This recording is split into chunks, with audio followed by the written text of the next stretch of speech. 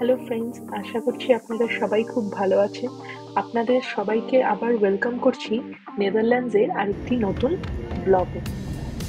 আজ আমরা চলে এসেছি নেদারল্যান্ডসের একদম নর্থে। এখানে একটা খুব সুন্দর বিচ আছে, তো সেটা এক্সপ্লোর করার জন্যই আমরা এখানে এসেছি। তো ওই বিচে যাওয়ার জন্য আমাদের প্রথমে চলে আসতে হয়েছে জানভোটানজি স্টেশনে। এই স্টেশনে আসার জন্য আমস্টারডাম সেন্ট্রাল থেকে ট্রেন রয়েছে।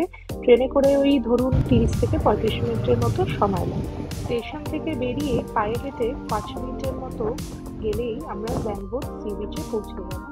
ভ্যানবোট বিচে যাওয়ার সময় আশেপাশে প্রচুর এরকম হোটেল আছে।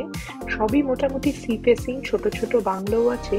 আর রাস্তার ধারে আপনার কিছু খাবারের স্টলও রয়েছে। এখানে নানান ধরনের মাছের বেশি রকম আইটেম পাওয়া যাচ্ছে। আর এদিকে দেখুন, প্রচুর এরকম রেস্টুরেন্টের মতো করা আছে, সবই সি ফেসিং। তো এখন আমরা বিচে চলে এসেছি। বিচটা অসম্ভব সুন্দর। এই বিচটা একদমই বেশি ক্রাউডেড নয় এবং ভীষণই শান্ত পরিবেশ। আর এখানে তারপরে আমরা কিছু ফটো তুলে নিয়ে বিচের সামনেই বসে রয়েছিলাম।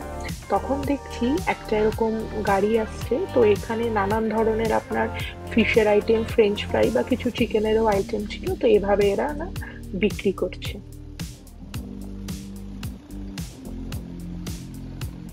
এই গাড়িটা এক জায়গায় আবার দাঁড়িয়েও থাকছে না, কখনো এদিক ওদিক, মানে পুরো বিচটাই কভার করছে। তারপরে এখানে বসে থাকতে থাকতে আবার দেখছি কি সুন্দর, দেখুন এরকম একটা আইসক্রিমের গাড়ি দেখতে পেলাম। এখানে যেই আইসক্রিমই আপনি নেবেন সবই 3 ইউরো করে।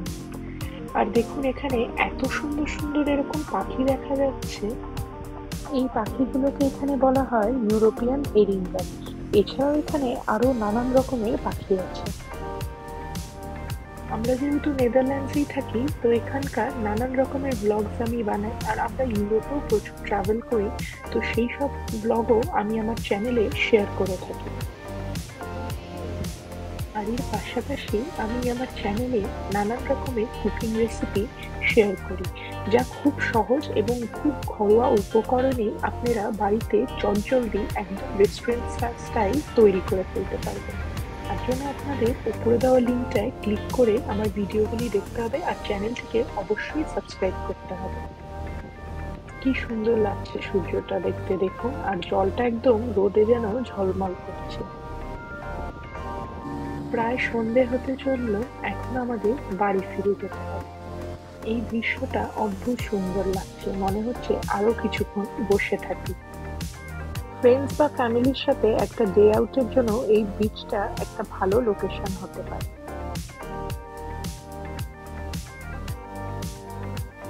তো এরকম আরো নতুন নতুন ভিডিও দেখতে হলে চ্যানেলটিকে কিন্তু অবশ্যই সাবস্ক্রাইব করতে ভুলবেন না।